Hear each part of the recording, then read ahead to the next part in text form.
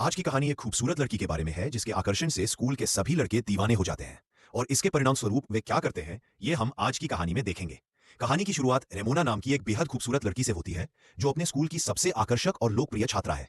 वहां मौजूद हर लड़का उसके साथ रिश्ते में रहने का सपना देखता है।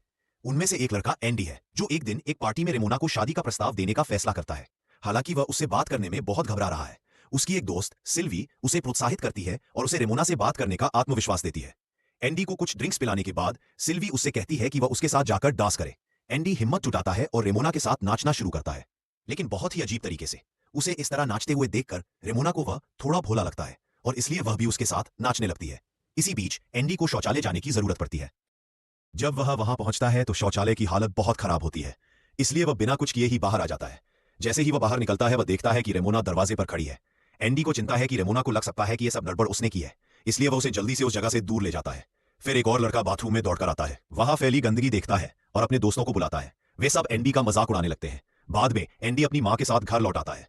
अगली शाम एंडी एक और पार्टी में जाता है, जहां रेमोना भी मौजूद होती है। पार्टी में रेमोना की सहेलियां उसे बताती है कि एंडी उसे बहुत पसंद करता है और वह इससे पहले कभी किसी रिश्ते में नहीं रहा है। ये सुनकर रेमोना ने साहसपूर्वक अपने दोस्तों से कहा कि वह एंडी के साथ रात बिताएगी ताकि वह अपनी बात साबित कर सके। इसके बाद रेमोना एंडी के पास जाती है, उसके साथ डांस करती है और बाद में उसे एक निजी कमरे में ले जाती है। वह एंडी से कहती है, मुझे पता है कि तुम इस पल का लंबे समय से इंतजार कर रहे थे, और अपनी ड्रेस उतार देती है। लेकिन एंडी को कोई आकर्षण महसूस नहीं होता। इसके बजाय वह उससे कहता है, मैं ये नहीं करना चाहता। कुछ भी होने से पहले मैं आपके साथ कुछ अच्छा समय बिताना चाहता हूं। मैं तुम्हें प्यार करना चाहता हूं। अस्वीकार किए जाने पर रेमोना क्रोधित हो जाती है और गुस्से में कमरे से बाहर चली जाती है। अगली सुबह एंडी अपने दोस्तों के साथ सब कुछ साझा करता है। वे नाराज हो जाते हैं और अवसर गंवाने के लिए उसे डांटते हैं। वे उसे अधिक चतुर बनने की सलाह देते हैं और उसे चेतावनी देते हैं कि रेमोना को दोबारा शादी का प्रस्ताव देने से पहले उसे सिल्वी को रोकना होगा, क्योंकि सिल्वी भी अब उसमें दिलचस्पी रखती है। अगले दिन स्कूल में एंडी ने सिल्वी का सामना किया और उसे रेमोना से दूर रहने के लिए कहा। सिल्वी इनकार कर देती है, जिससे बहस शुरू हो जाती है। इसी बीच रेमोना आती है और बदला लेने के इरादे से एंडी के सामने सिल्वी को किस करती है और सिल्वी के प्रस्ताव को स्वीकार कर लेती है। अगले दृश्य में एंडी अपनी मां के साथ गर्मियों की छुट्टियों पर जाता है। वे एक होटल में चेक इन करते हैं, जहां एंडी की नजर होटल की रिसेप्शनिस्ट अनामुना नाम की एक खूबसूरत लड़की पर पड़ती है। उसे वह लड़की तुरंत पसंद आ गई। जब वह बारटेंडर से बात करता है तो बारटेंडर उसे अनामुना से दूर रहने की चेतावनी देता है, यह दावा करते हुए कि वह एडल्ट वीडियो बनाती है। चेतावनी के बावजूद एंडी अनामुना के पास जाता है और अपने हमेशा की तरह अजीब तरीके से बातचीत शुरू कर देता है। अनामुना को उसका व्यवहार आकर्षक लगता है और वह उसे उसी रात समुद्र तट पर मिलने के लिए आमंत्रित करती है। समुद्र तट पर एंडी उससे पूछता है कि बारटेंडर ने क्या कहा था। अनामुना बताती है कि उसने बारटेंडर के प्रस्ताव को ठुकरा दिया था, इसलिए अब वह उसके बारे में अफवाहें फैला रहा है। दोनों एक दूसरे को जानने समझने का सिलसिला जारी रखते हैं। अंत में अनामुना एंडी से कहती है, मेरा एक बॉयफ्रेंड है, लेकिन तुम मासूम लग रहे थे, इसलिए मैं बस तुम्हारे साथ समय बिताना चाहती थी। मैं तुम्हें किस करूंगी, लेकिन पहले तुम्हें मेरे लिए एक गाना गाना होगा। इसके बाद एंडी गाता और नाचता है और फिर वे एक दूसरे को चूमते हैं। इसके बाद जो होता है वह यह है कि अनामुना एंडी को अपने कमरे में ले जाती है और उनके बीच एक भावुक रात बीतती है जो सुबह तक चलती है। अगले दिन एंडी की मां उससे कहती है कि उन्हें यहां से जाना होगा, लेकिन जाने से पहले एंडी को एहसास होता है कि अनामुना आसपास नहीं है। वह उसकी तलाश शुरू कर देता है। अंततः वह उसे ढूंढ लेता है। वह उसे बताती है कि किसी ने उसे उसके कमरे से निकलते हुए देख लिया था, जो होटल के नियमों के खिलाफ है, और अब उसकी नौकरी चली गई है। वह आगे कहती है कि वह अब इस शहर में नहीं रहेंगी। एंडी उससे न जाने की विनती करता है, लेकिन वह इनकार कर देती है और कहती है, मैं अपने बॉयफ्रेंड के साथ जा रही हूं। इसके बाद दोनों अपने अपने रास्ते चले जाते हैं। रास्ते में रेमोना एंडी को मैसेज करती है और कहती है कि सिल्वी ने उसे मारा है। वह गिड़गिड़ाती है, तुम कहां हो, कृपया जल्दी आओ। जब एंडी वहां पहुंचता है तो वह रेमोना के चेहरे पर चोट के निशान देखता है, जो स्पष्ट रूप से सिल्वी के कारण हुए थे। इसके बाद एंडी रेमोना को अपनी प्रेमिका अनामोना के बारे में बताता है, लेकिन रेमोना उस पर विश्वास नहीं करती, क्योंकि एंडी के पास अनामोना का फोन नंबर भी नहीं है। वह उसका उपहास करती है, उसके दावे का मजाक उड़ाती है। इससे एंडी को गुस्सा आता है और वह कहता है, तुम एक मतलबी लड़की हो, मुझे तुम्हारी जरूरत नहीं है। इतना कहकर वह चला जाता है। अगले दृश्य में हम एंडी को बहुत परेशान देखते हैं। एंडी को इस हालत में देखकर उसकी मां उसे अनामोना से बात करने का सुझाव देती है, लेकिन चूंकि उसके पास उसका नंबर नहीं है, इसलिए वह सोशल मीडिया पर उसे खोजने की कोशिश करता है, लेकिन वह उसे वहां भी नहीं ढूंढ पाता है। बाद में एंडी किसी तरह होटल से अनामोना का नंबर हासिल करने में कामयाब हो जाता है। वह उसे फोन करता है और कहता है, मैं तुमसे मिलने तुम्हारे शहर आ रहा हूं, क्या तुम आओगी? वह इससे सहमत है। उस रात वे एक क्लब में मिलते हैं और नाचना शुरू कर देते हैं। जैसे जैसे वे करीब आते हैं, दोनों क्लब के वॉशरूम में चले जाते हैं और एक बार फिर उनके बीच तनाव पैदा हो जाता है। लेकिन इसी बीच क्लब का एक बाउंसर उन्हें देख लेता है और बाहर निकाल देता है। वह एंडी की पिटाई भी करता है।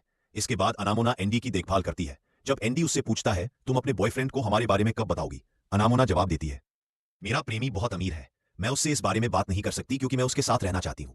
यह सुनकर एंडी का दिल टूट जाता है और वह चला जाता है। अगले दिन स्कूल में एंडी अपने दोस्त के साथ बैठा था कि अचानक सभी लोग उसे घूरने लगे और उसका मजाक उड़ाने लगे।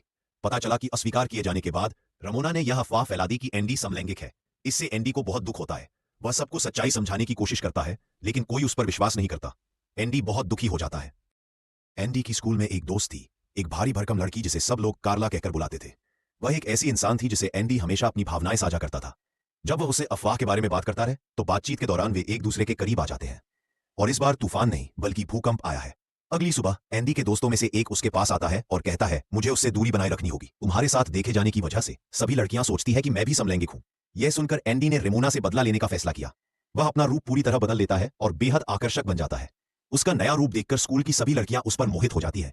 कुछ लोग तो उत्साह से बेहोश भी हो जाते हैं। फिर एंडी रेमोना के पास जाकर कहता है, तुम आज भी मुझे दुनिया की सबसे खूबसूरत और आकर्षक लड़की लगती हो। रेमोना शर्मा जाती है और बदले में एंडी की तारीफ करने लगती है। उसके बाद एंडी ने रेमोना से बाद में मिलने के लिए कहा और वह सहमत हो जाती है। दोनों एक दूसरे को किस करते हैं और उसी क्षण से स्कूल में उनकी नजदीकी बढ़ने लगती है। इसके बाद एंडी अपनी महिला मित्र कार्ला के पास जाता है और उससे कहता है कि हमें भूकंप के बारे में भूल जाना चाहिए और बस दोस्त बने रहना चाहिए। कार्ला सहमत हो जाती है, हालांकि उसकी आंखों में थोड़ी निराशा झलकती है। फिर एंडी सिल्वी से हर बात का बदला लेने के बारे में सोचता है। इसलिए अपने दोस्त की मदद से वह सिल्वी के नाम से कार्ला को एक फर्जी प्रेम पत्र लिखता है और उसमें एक उपहार भी शामिल करता है। पत्र में लिखा है, कार्ला, क्या तुम मेरी प्रेमिका बनोगी? यह देखकर कार्ला बेहद खुश हो जाती है। आज वैलेंटाइन डे है और खुशी और उम्मीद से भरी हुई वह सिल्विया के पास जाती है और कहती है, हाँ सिल्विया, आज से हम रिश्ते में हैं। मैं तुम्हारी प्रेमिका हूँ। सिल्वी हैरान और डिस्कस्टेड होकर जवाब देती है, तुम क्या बकवास कर रहे हो? कौन बेवकूफ तुम्हारे जैसी दरियाई घोड़े को अपनी प्रेमिका बनाएगा? यह सुनकर कार्ला गुस्से से आग बबूला हो जाती है। वह सबके सामने सिल्वी को पीटना शुरू कर देती है। आखिरी बार से वह उसे नीचे गिरा देती है। यह सब देखकर अन्य छात्र हंसते हैं और सिल्वी का मजाक उड़ाते हैं। इसी बीच एंडी ने उसी रात रेमोना को डेट पर जाने के लिए पूछा। अगले दृश्य में हम रेमोना को खूबसूरती से सजते हुए और एंडी से मिलने आते हुए देखते हैं।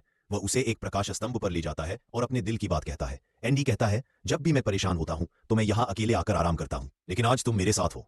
तुम मेरी इस छोटी सी दुनिया की सबसे खूबसूरत लड़की हो और मैं तुमसे बहुत प्यार करता हूं। रेमोना भावुक हो जाती है। वह कहती है, किसी ने भी मेरी उतनी परवाह नहीं की और न ही मुझसे उतना प्यार किया जितना तुम करते हो। फिर वे एक दूसरे को चूमते हैं। एंडी रेमोना को अपने घर आने का न्योता देता है, लेकिन वह हिचकिचाती है, यह सोचकर कि यह शारीरिक संबंध बनाने का एक और बहाना है।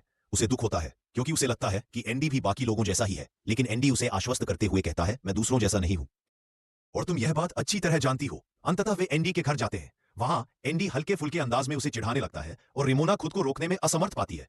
उसकी भावनाएं और इच्छाएं उस पर हावी हो जाती हैं और वह हार मान लेती है। लेकिन जैसे ही चीजें गंभीर होने लगती हैं, एंडी रुक जाता है और कहता है, मैंने तुमसे कहा था कि मैं दूसरे लड़कों जैसा नहीं हूं। मैं ये नहीं करना चाहता। यह सुनकर रेमोना क्रोधित हो जाती है और हताशा में आकर एंडी पर तूफान और भूकंप दोनों ला देती है। उसके बाद उनके बीच सब कुछ सुलझता हुआ प्रतीत होता है। उनका रिश्ता और मजबूत होता जाता है और वे खुशी खुशी एक साथ ज्यादा समय बिताने लगते हैं। लेकिन एक दिन जब एंडी रेमोना के साथ था, उसे अचानक अनामोना से एक संदेश मिला। वह लिखती है, 1 घंटे में मेरे पसंदीदा फूलों के साथ मुझसे मिलो।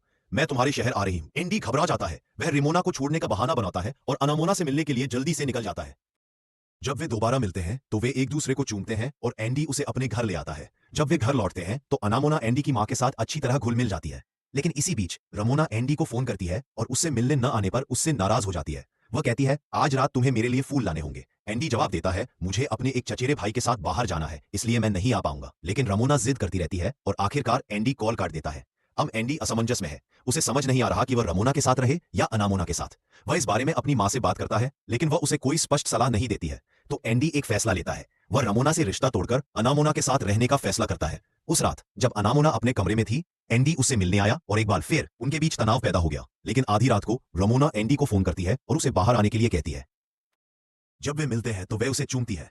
एंडी कहता है, यह सच है कि मैं तुम्हें लंबे समय से पसंद करता रहा हूं, लेकिन अब मैं तुम्हारे साथ रिश्ते में नहीं रह सकता क्योंकि मुझे तुम्हारे साथ वह खुशी नहीं मिलती जो मैं वास्तव में चाहता हूं। रमोना उसे समझाने की कोशिश करती है, लेकिन एंडी अपना मन नहीं बदलता। वह उसे बाहर छोड़कर अपने घर वापस चला जाता है। अब कहानी आगे बढ़ती है और कुछ साल बाद का एक दृश्य दिखाती है। एंडी ने एक किताब लिखी और अमीर और मशहूर हो गया। अनामोना के साथ उनका रिश्ता भी अच्छा चल रहा है। एक दिन एंडी और रेमोना लंबे समय बाद एक क्लब में फिर से मिलते हैं। वे एक दूसरे के जीवन के बारे में पूछते हैं। रमोना कहती है, मेरी सगाई हो चुकी है, मेरा मंगेतर भी बहुत अमीर है। कुछ देर बात करने के बाद वे दोनों रेमोना की कार में बैठकर क्लब से निकल जाते हैं। पहले तो वे अपने मंगेतर की तारीफ करती है, लेकिन फिर स्वीकार करती है, उसके साथ मेरा रिश्ता ठीक नहीं चल रहा है। मुझे कोई ऐसा नहीं मिला जो मुझसे उतना प्यार करे जितना तुमने किया था। मुझे तुम्हारे साथ होना चाहिए था। लेकिन एंडी अनामोना को मैसेज भेजने में व्यस्त है। रमोना की बातें सुनकर उसे उस पर दया आती है। फिर रमोना एंडी को उकसाना शुरू कर देती है और एक बार फिर कार के अंदर हंगामा मच जाता है। बाद में जब एंडी घर लौटता है तो अनामोना कहीं नहीं मिलती। तभी रमोना का एक संदेश दिखाई देता है। इसमें लिखा है, तुमने क्या सोचा था कि मैं तुम्हें खुश रहने दूंगा? कभी नहीं। तभी एंडी को एहसास होता है रम ने सब कुछ अनामोना को बता दिया होगा। एंडी को अपने मन में अपनी ही आवाज सुनाई देती है और वह सोचता है, काश मैं रम से मिलने न गया होता तो आज भी मैं अनामोना के साथ खुश होता। फिर कहानी अतीत में लौट जाती है, उस पल में जब एंडी पार्टी में घबराया हुआ था, रम से बात करने से डर रहा था और सिल्वी उसे हिम्मत देने आई थी। लेकिन इस बार सिल्वी की बात सुनने के बजाय एंडी ने उसे जोर से मुक्का मारा, जिसका मतलब था कि अब से वह सिर्फ अनामोना के साथ ही रहेगा। और इसी मुक्के के साथ कहानी खत्म हो जाती है।